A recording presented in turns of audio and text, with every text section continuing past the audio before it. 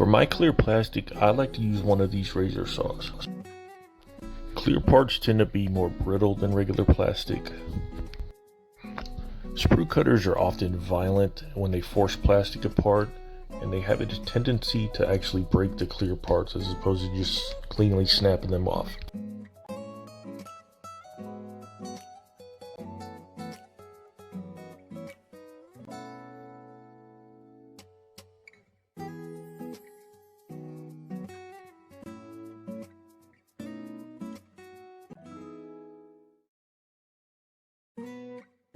I'm going to clean my mat off here real quick, then we'll get to work. This side of the mat is kind of tacky, so you'll see me struggling with it a bit here and there as parts stick to it.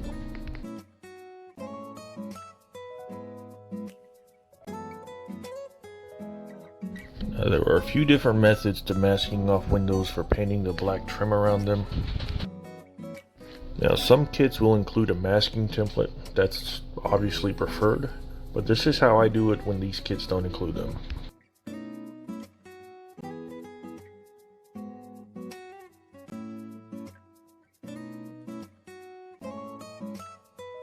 One of the methods I see most often is just putting a large piece of tape over the entire work area and cutting around it by hand. Now, I can't draw or cut a straight line, and I'm afraid I'm going to cut deep enough to score the plastic below. So I let the straight edges of the tape do all the work for me. For the actual cutting, you're going to want a good, fresh, sharp blade. Lucky for me, there just happens to be one right behind me on my wife's work area. It's pink. And the goal here is to not actually cut through the tape, but just to score it and tear it off.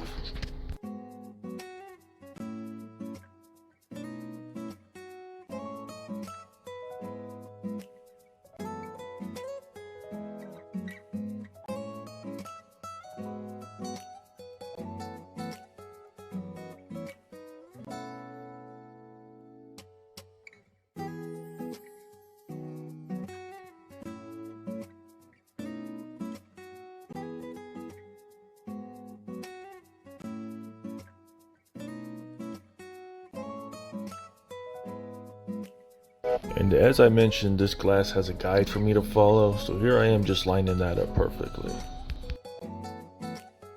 If there wasn't a guide, you would just eyeball it till it looks correct, or just measure from the edge of the glass into the edge of the tape. And if you use a toothpick to burnish the edge, make sure it's a dull toothpick so you're not poking through the tape.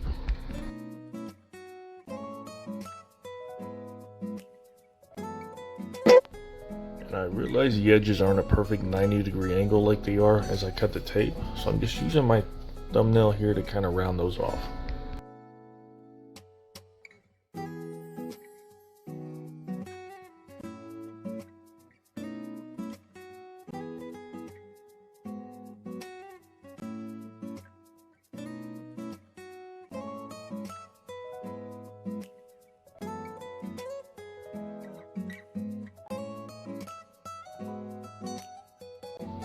I attempted to show you how lightly I score this, and you'll see the score line, but it did not show up that well. I apologize. But that's fine, because you'll see here, I did not score this one deep enough, so the tape did not rip apart.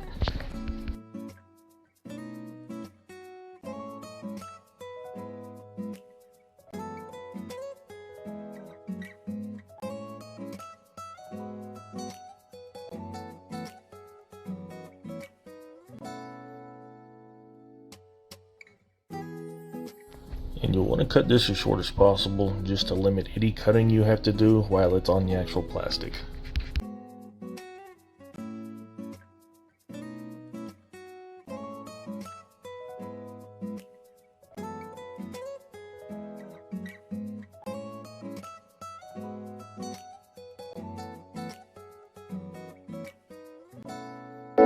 And I lose my mind here. You'll see me reposition it and take multiple measurements. The bottom edge of the glass is straight, and the guide they gave us is curved.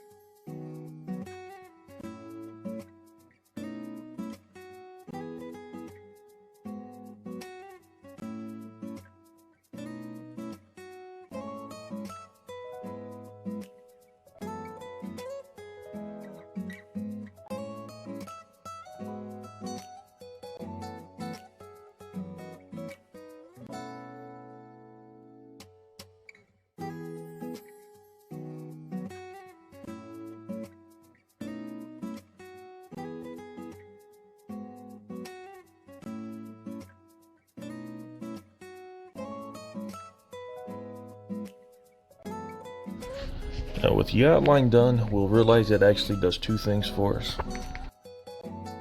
One, it will establish a nice paint line that's going to be clean and straight. And two, it will act as another safety net for more cutting we're going to be doing.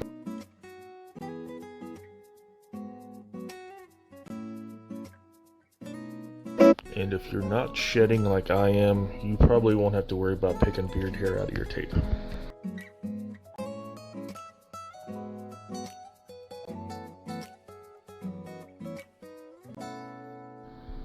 And using a pencil, I will just draw a line down the center of the outline we made earlier.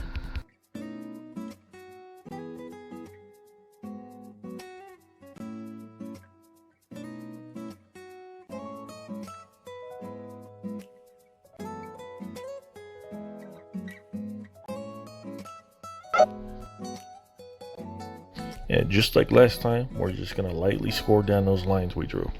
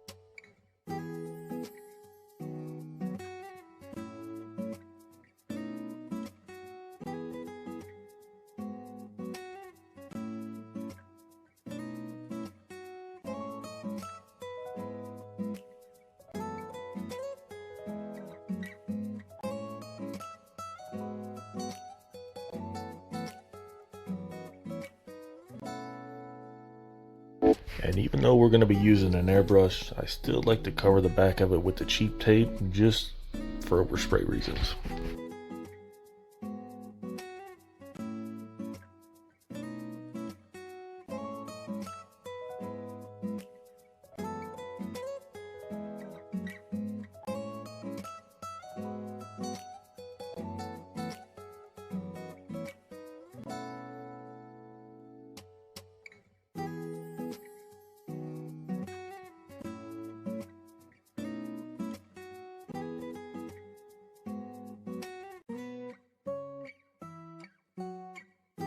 As far as painting goes, just paint away from the tape edge and no paint will get underneath the tape.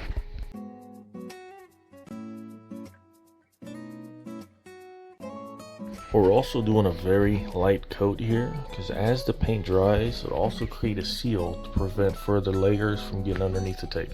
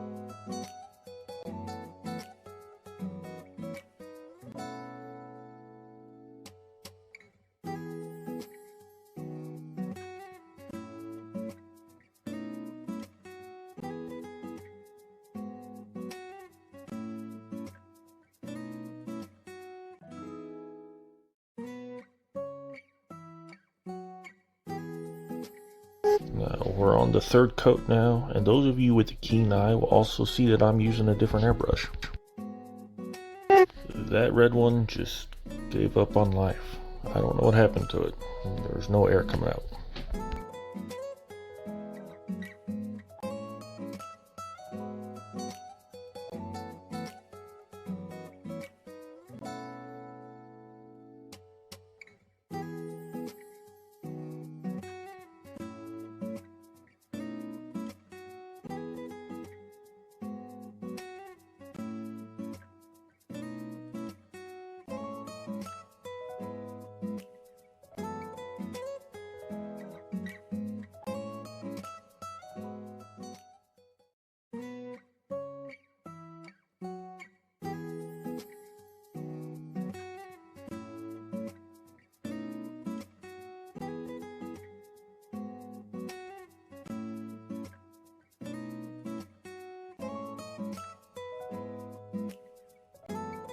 Where is my X-Acto?